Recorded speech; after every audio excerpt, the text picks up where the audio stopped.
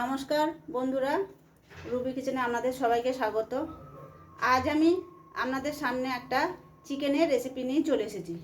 একটু অন্যভাবে অন্য রকমের করে রান্না করব। মুরগির মাংস তো সবাই খেতে চায় না, অনেকে পছন্দ করে না, গন্ধ লাগে, একটু আষ্টে ভাব লাগে। তাই খাসির চর্বি দিয়ে আমি মুরগির মাংস কষা করব। দেখুন কিভাবে করি। তার জন্য আমার লাগবে পেঁয়াজ কুচানো, দই, টক দই দিয়ে আমি মাংসটাকে ম্যারিনেট করে রাখবো। তার জন্য টক দই লাগবে, ঘি, তেজপাতা, শুকনো লঙ্কা, কাঁচা লঙ্কা, রসুন, দারচিনি, আদা, টমেটো, হলুদ গুঁড়ো, ধনে গুঁড়ো, জিরে গুঁড়ো, লবণ, চিনি, এগুলো স্বাদ অনুযায়ী। সর্ষের তেল তো লাগবেই। বন্ধুরা, মাংসটা আমি 3 চামচ টক দই নিয়েছি। টক দই দিয়ে, শুধু টক দই দিয়ে ম্যারিনেট করে আধ ঘন্টা মতো রেখে দেব।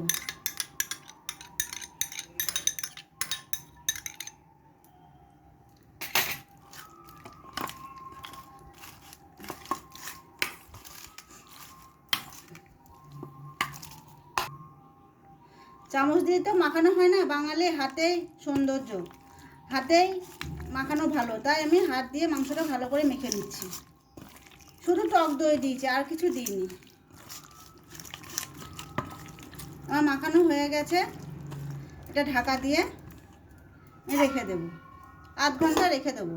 আধ ঘন্টার পর আমি ফিরে আসি। তার আগে আমি এই আদা, রসুন, কাঁচা লঙ্কা, পাকা লঙ্কা এগুলো একটু বেটে নেব। তো বন্ধুরা, আমি চলে এসেছি আধ ঘন্টা পর। এই যে আমার মাংসটা আধ ঘন্টা আগেই বলেছিলাম আধ ঘন্টা দই দিয়ে ম্যারিনেট করে রেখে দিয়েছিলাম। শুধু দই দিয়েছিলাম, আর কিছু দিইনি। এবার আমি কড়াইয়ে দিয়ে দিয়েছি তেল। তেলটা আমার গরম হয়ে গেছে। একটু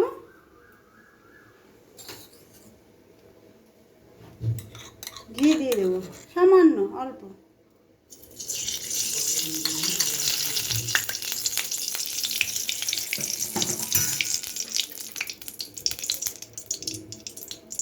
ওই তেলের মধ্যে দারচিনি,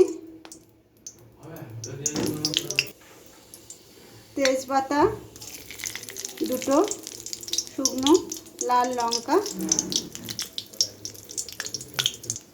রঙটা আসার জন্য একটু 1 চামচ চিনি। চিনিটা আমার গলে লাল হয়ে যাবে, তখন দিয়ে দেবো পেঁয়াজ।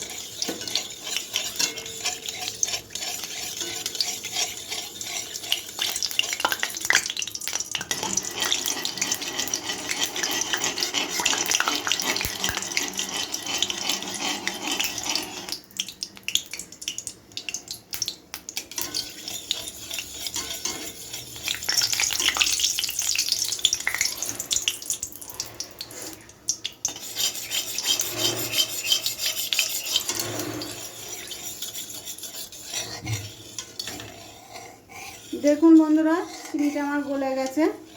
এই দেখুন,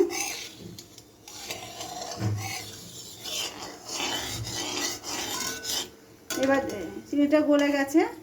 এবার দিয়ে দেব পেঁয়াজ। আলু দেব না আমি।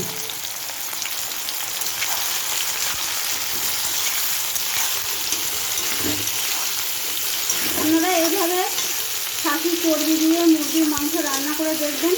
ঝোলও ভালো লাগে, কষাও ভালো লাগে, স্বাদটা একদম অন্যরকম হয়ে যাবে। দেখুন বন্ধুরা, পেঁয়াজটা আমার লাল লাল হয়েছে। এবার দিয়ে দেব টমেটো।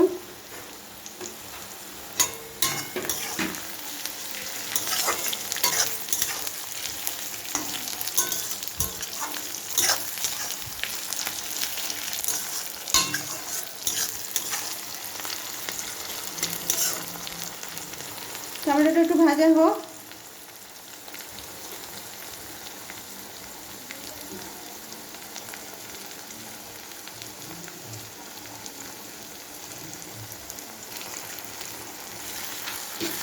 এবার দিয়ে দেব চিকেনটা।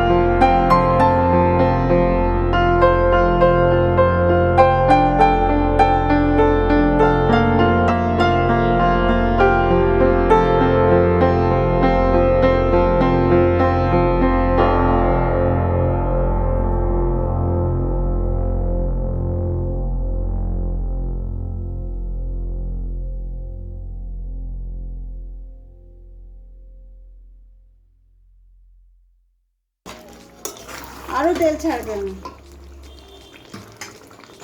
তাহলে।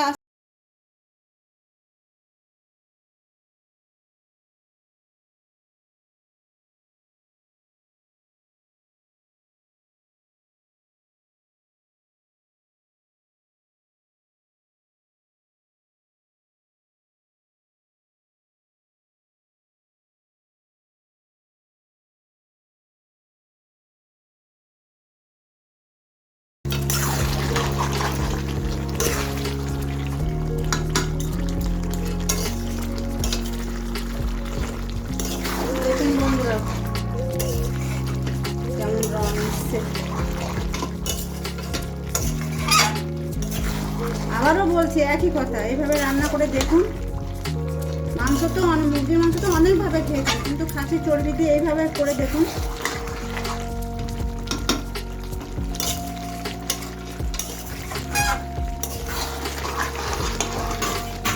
বন্ধুরা এবার মশলা ধোয়ার জলটা একটু দিয়ে দেবো, সামান্য, বেশি না, ব্যাস এইটুকুই জল। একদম কষা কষা হবে। এটা ভাতে রুটি